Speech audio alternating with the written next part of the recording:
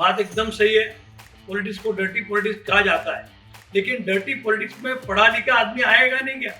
बहुत खूब अनवर साहब, आपने अपने वक्तव्य में कम से कम 8 से 10 बार माइनॉरिटीज या मुसलमान आपने ये शब्द का यूज किया। क्या अनवर साहब केवल माइनॉरिटीज के नेता है कि आप डेवलपमेंट का जो आपका एजेंडा है, क्या ये एजेंडा सभी के लिए नहीं है? क्या केवल माइनॉरिटीज के लिए रखा है आपने? जॉन एलिया ने कहा था, अपने सब यार काम कर रहे हैं और एक हम हैं कि नाम कर रहे हैं। लेकिन आज के लोकसभा के परिप्रेक्ष्य में अगर बात करें तो एक शख्स और है हमारे अलावा, मतलब हमने तो ऐसा कोई नाम नहीं किया, लेकिन उस शख्स का नाम है जो शख्सियत के रूप में है अनवर साहब। और अनवर साहब वाकई में नाम कर रहे हैं। जब मैं कहता हूं नाम कर रहे हैं तो उसका एक कारण है, और वो कारण ये है 1992 में इन्होंने पीएचडी की, एमबीए हैं, सावित्रीबाई फुले विद्यापीठ के एकेडमिक काउंसिल के मेंबर हैं, राष्ट्रीय youth award winner government of India से वो भी हैं, और कई सालों से, मैं कहूंगा लगभग 3 दशक से ये एजुकेशन के फील्ड में बड़ा नाम कर रहे हैं। हैरानी तब होती है जब हमें पता चलता है कि एजुकेशन का ये जो बादशाह है, जो पूना कॉलेज के प्रिंसिपल भी रहे हैं, वे अचानक से राजनीति में आ जाते हैं। कैसे? बस ये टिकम जी, मैं ये कहना चाहूंगा कि लोग ये कहते हैं कि पढ़े लिखे लोगों का राजनीति में कोई काम नहीं है, बिल्कुल एक कहा जाता है। बिल्कुल। फिर दूसरी बात ये कहा जाता है कि पढ़े लिखे लोग राजनीति में आते नहीं। तो मैंने सोचा अगर पढ़ा लिखा आदमी हूँ, 30 साल अगर एजुकेशन में डाला तो मैं क्यों नहीं राजनीति में आ जाऊं, और मैं राजनीति में कूद पड़ा। ये मौका था लोकसभा इलेक्शन का, वंचित बहुजन आघाड़ी की तरफ से मुझे उम्मीदवारी की बात हुई, तो मैंने सोचा कि एक बहुत अच्छा, जिसका नाम वंचित भी है बहुजन भी है, जिसमें अल्पसंख्यकों को एक अच्छा रिप्रेजेंटेशन देने की बात है, तो मैं कूद गया।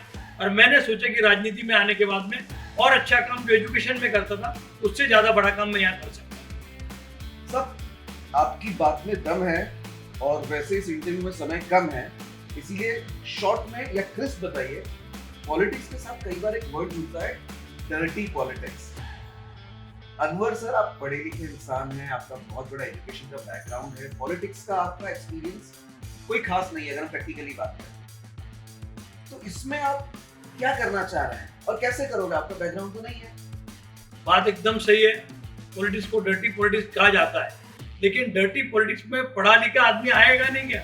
अगर आएगा तो उसका भी एक ठोस, जो उसने पढ़ाई की है, जो लोगों को देखता है। मैं कई सालों से 31 साल मैंने पूना कॉलेज में काम किया, एजुकेशन में काम किया।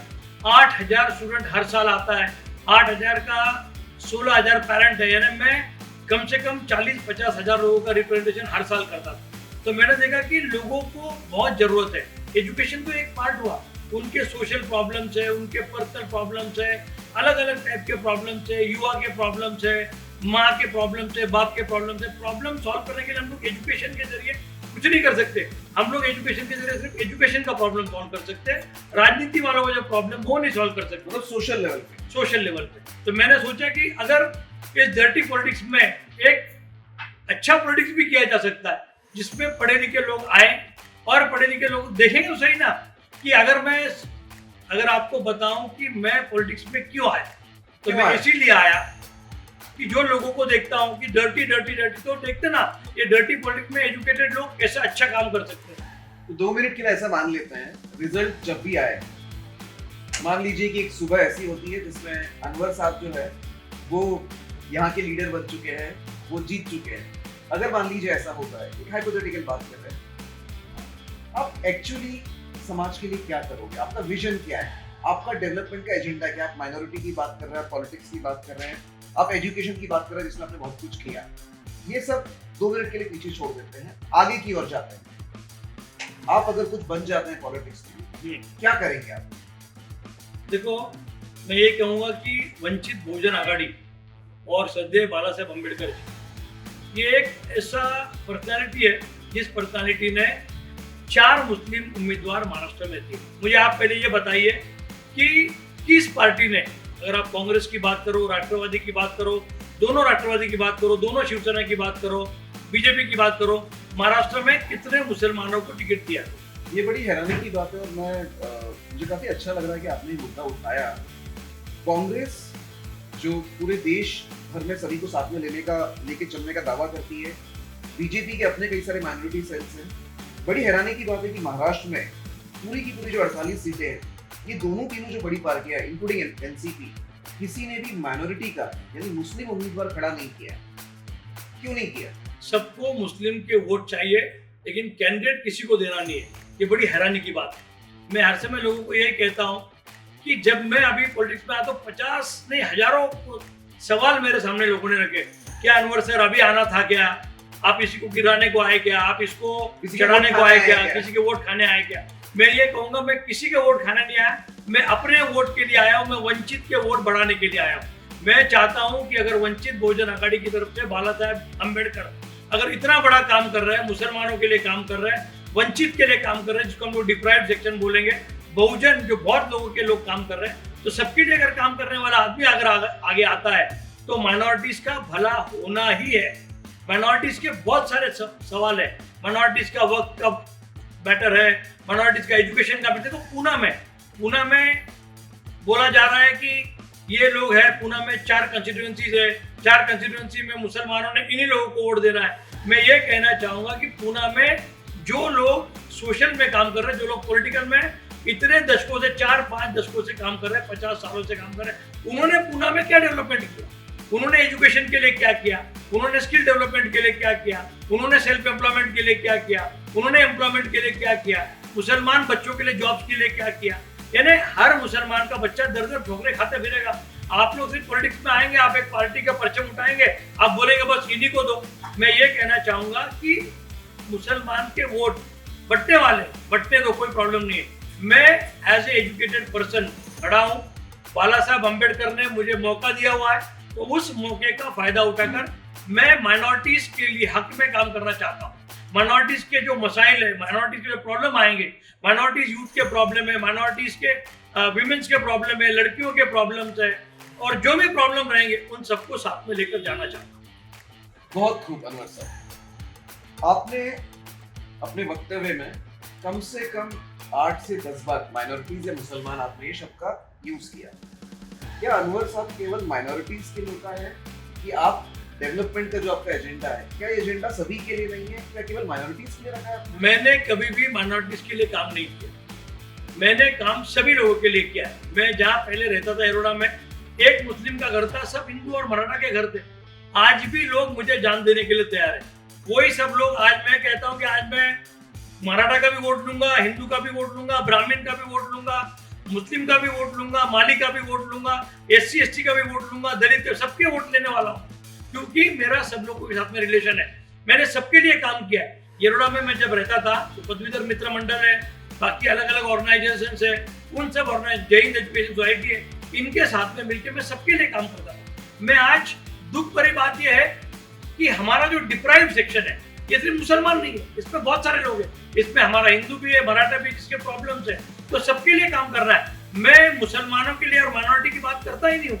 मैं ये कहता हूँ कि उनके लिए जो नेता जो आज कह रहे हैं कि मुसलमान इनको वोट दो, मैं उस बारे में बात कर रहा हूँ कि मैं ये कह रहा हूँ कि मुझे सबके लिए किसी खांचे में मत डाल, खांचे में मत डाल। मुसलमान को लेट हिम डिसाइड। मुसलमान अपना तय करेगा, अपना तय करेगा वोट करना है कि अगर ये वो पार्टी चुनेंगे। कोई यहाँ पे प्रेडिक्शन नहीं कर सकता। अगर प्रेडिक्शन हम लोग कर ही सकते रहेंगे तो जो जीतने वाली पार्टी सबको पता चल जाएगी। आज हम लोग प्रिडिक्ट ही नहीं कर सकते कौन चुन के आने वाला है, किसको कितने वोट मिलने वाले। रैली में लोग लाखों होते लेकिन वोट 10,000 भी नहीं मिलते। हम लोगों ने देखा है, मैं किसी का नाम नहीं लेता हूँ, उनकी सभाएं लाखों लोगों से भरी रहती, लेकिन एक भी उनका MLA नहीं आता, एक MLC नहीं हो सकता। तो मुझे ये कहना है कि अगर आप लोग इन सब चीजों की बात कर रहे हो कि एक मुसलमान के वोट इस शख्स को जाए और हमको अभी वो करना है, तो वो गलत बात है। लेट मुस्लिम्स डिसाइड किसको वोट देना।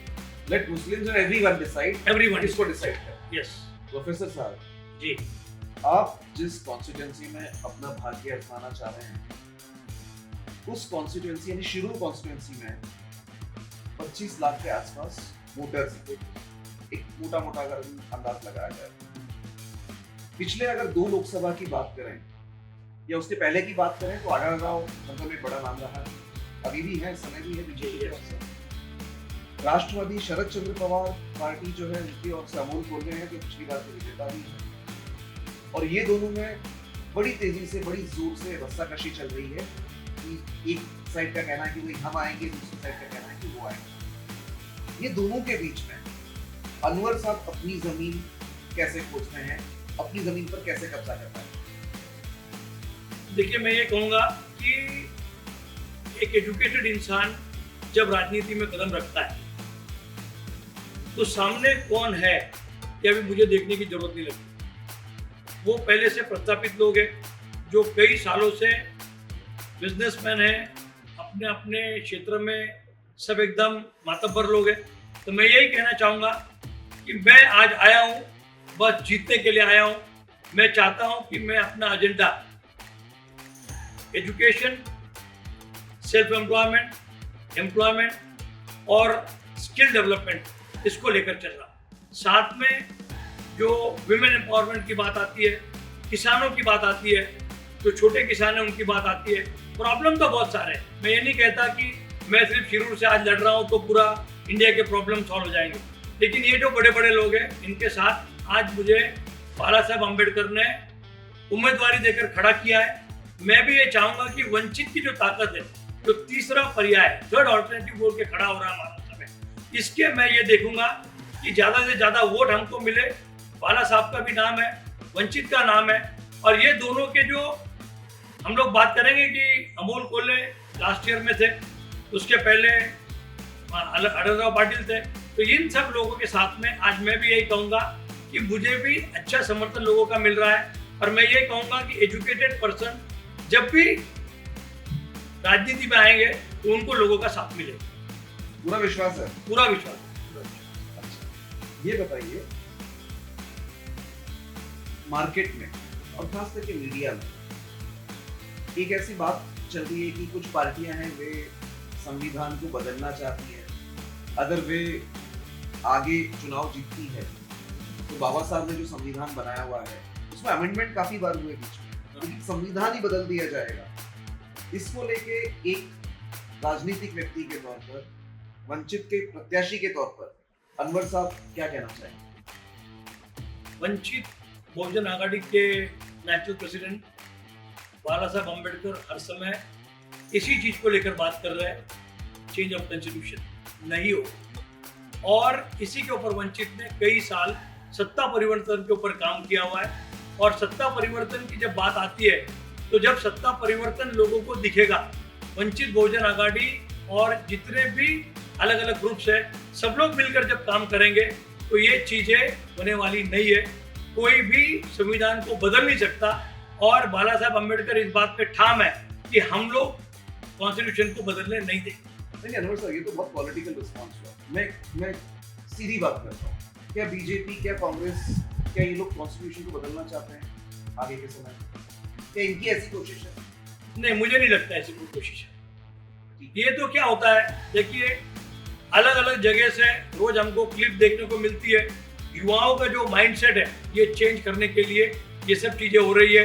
कहीं पे आज कुछ आ रहा है, कहीं पे आज धर्म सभा हुई, उन्होंने कह दिया कि कॉन्स्टिट्यूशन चेंज होने वाला है। मुझे लगता है कि जब मेंबर ऑफ पार्लियामेंट, जब हमारी लोकसभा और राज्यसभा इस पे बात होगी तो वो चीजें आगे आएगी, लेकिन आज जो बात कर रहा है वो उसमें है ही नहीं। और लोगों के माइंड बदलने के लिए, युवाओं के माइंड बदलने के लिए रोज कुछ ना कुछ एक चीजें छोड़ी दी जा रही है, जिसको हम लोग मराठी में बोलते हैं कि पूरी छोड़ ली जाती है, वैसा कुछ छोड़ा जाता है और लोगों का माइंड बदला जा रहा है और उसमें डर ऐसा निर्माण किया जा रहा है। वो डर मुझे नहीं लगता कि बाला साहब अम्बेडकर ने हर समय कहा है कि कॉन्स्टिट्यूशन बदलने के लिए वो लोग कभी भी इजाजत नहीं देंगे, और ये हो नहीं सकता भारत में। पूरी छोड़ना या पिल्लू छोड़ना भी पिल्लू छोड़ना है, ये तो चल रहा है। अरे तो चलता रहेगा, देखो हर आदमी अपनी अपनी तरीके से कर रहा है, युवाओं का माइंडसेट बदलने जा रहे हैं, ऐसा हो रहा है। आपको राजनीति में आके जुम्मा 4 दिन हुए हैं और 60 ही दिन हुए। पीछे फैमिली है, एक बड़ा समाज है, बड़ी पब्लिक है जो आपको एजुकेशनिस्ट के रूप में दिखती है, और ये लोग अपने अपने मसाइल, अपने अपने मसले लेके आपके पास जब आते हैं तो उसका कई बार फोकस एजुकेशन ही रहा होगा। क्या समा अब बदला है जब लोगों को पता चलता है कि भाई साहब तो राजनीति में आ गए हैं, साहब अब चुनाव भी लड़ रहे हैं, तो क्या घर पर या आपके पास आने वाले लोगों का समा बदला है, लोग नंबर्स चेंज हुए हैं, क्या लोगों का आना बढ़ा है और क्या इनके मसाइल या मसले बढ़े हैं? ये लोगों का आना तो बड़ा है। कितना हो गया है? अब जितना पहले रोज कॉलेज में लोग आते थे उससे कहीं ज़्यादा भी है, और जब अभी चुनाव प्रचार में जाते तो भी सवाल, लेकिन सवाल आज भी वही उठता है कि डॉक्टर अनवर शेख, आप एजुकेशन पे ही ध्यान दो, आप हमारे बच्चों को प्लेसमेंट कराओ, हमारे बच्चों को नौकरियां दिलाओ, हमारे बच्चों को अच्छी शिक्षा दिलाओ, हमारे बच्चों को फॉरेन कैसे जा सकते हैं वो बताओ। ये सब चीजें होगी तो हमारा डेवलपमेंट होगा। मतलब मंदिर मस्जिद वाला चक्कर नहीं रहा। मंदिर मस्जिद वाला चक्कर मैं अभी भी नहीं देख रहा हूँ। वो बात खत्म हो गई है। किसी ने मुझे इस बात पे बात नहीं किया। आज भी लोग कह रहे हैं कि हमारा बच्चा कैसे 10th पास होगा अच्छे मार्क्स से, 10th के बाद में 12th कैसे पास होगा, ग्रेजुएशन में क्या करना है। आज भी प्रचार में लोग यही पूछ रहे हैं मुझे प्रचार में बोल रहे कि मेरे बच्चे को फॉरेन भेजना है। डॉक्टर साहब आपके पास उस चीज की एक यानी सोच है, मेरा बच्चा फॉरेन जाएगा, मेरा बच्चा फॉरेन में क्या पढ़ेगा, फॉरेन में उसको स्कॉलरशिप कैसी मिलेगी। मैं राजनीति में आया, राजनीति में कोई नाले सफाई की बात नहीं कर रहा, कोई बातें आती है ट्रैफिक बढ़ेगा, ट्रैफिक की जो मसला है उसको हल कैसे करेंगे। मैंने बोला कि उसको आगे आने के बाद बात करेंगे।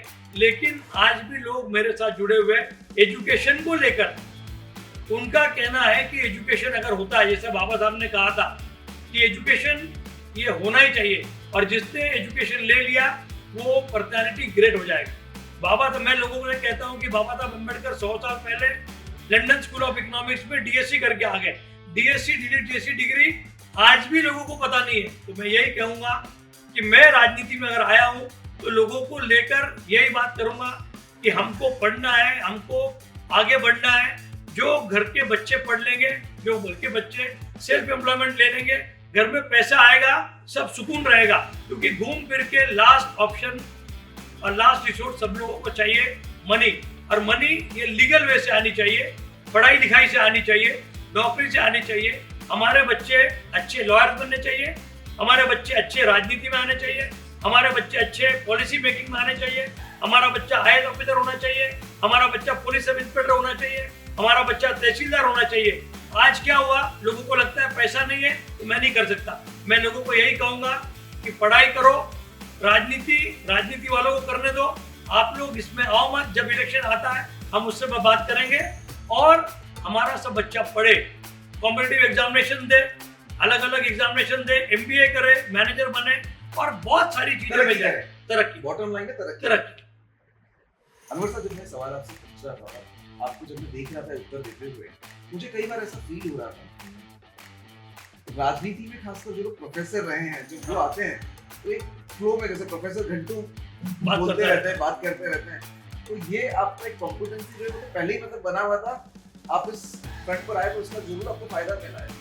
बहुत फायदा मिला हुआ है। मैं अभी जहाँ भी जाता हूँ, लोगों से बात करता हूँ, वही हो जाता है कि सवाल पूछने के पहले मेरे ही बहुत ज्यादा आंसर उसमें हो जाते हैं। तो मैं यही कहूँगा, सवाल नहीं बचते होंगे, सवाल बचते ही नहीं उसमें।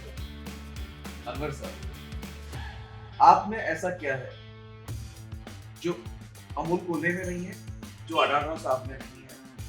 ऐसा क्या मतलब लोग आपको क्यों वोट दें और इनको क्यों ना दें? देखिए, राजनीति चीज अलग ही होती है। मैं अभी राजनीति में कूदा हूँ। मैंने सवाल लिए, जैसा मैंने आपको बोला, मैं नेशनल यूथ अवार्डी हूँ। नेशनल यूथ अवार्डी जब मैं 97 में मुझे मिला, तो उस समय से मैं स्लम में काम करता हूँ। उस समय से मैं, और जब पूना कॉलेज में आया तो मैंने नेशनल सर्विस स्कीम, तो राष्ट्रीय सेवा योजना कहेंगे, तो उसके माध्यम से मैं 12 साल NSS प्रोग्राम ऑफिसर रहा। तो उस माध्यम से मैं गांव गया, मैं गांव में 10-10 दिन रहता था। फिर उसके अलावा एक Maharashtra centre for agriculture and rural development बनाया।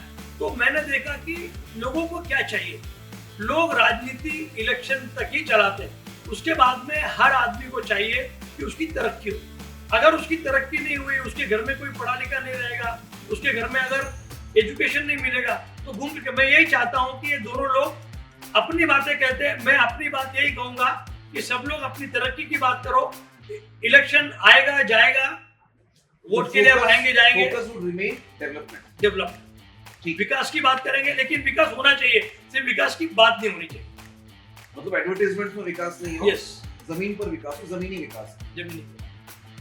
अनवर साहब, काफी समय से देश और एक चीज से जूझ रहा है या देश गुजर रहा है, चाहे कोई भी समाज हो, चाहे हिंदू हो, चाहे मुस्लिम हो, चाहे क्रिश्चियन हो, चाहे कोई भी समाज हो, इसमें कई बार सोशल मीडिया को देखकर कई लोगों की बातों में आकर आज का जो यूथ है, आज के जो बच्चे हैं, वे संकीर्णता की ओर चले जाते हैं, वे कुछ ऐसे ख्यालों की ओर चले जाते हैं या ऐसे मामला की ओर चले जाते हैं जिससे पढ़ाई तरक्की के ऊपर फोकस ना करते हुए वे धर्म जातिवाद इन बातों में आ जाते हैं। इसको लेके आपके कॉन्स्टिट्यूंसी में चुनाव तो देखिए आज है, चला जाएगा महीने दो महीने, रिजल्ट आ जाएंगे जून 4 को, लेकिन ये जो मसला, ये जो मामला है, इसको लेकर एक राजनेता के तौर पे, एक सोशल वर्कर के तौर पे आपकी कोई मुहिम है या आपका कोई एजेंडा है, आपका कोई काम है, बात करना चाहते हैं? ठीक है, मुझे बहुत अच्छा सवाल है।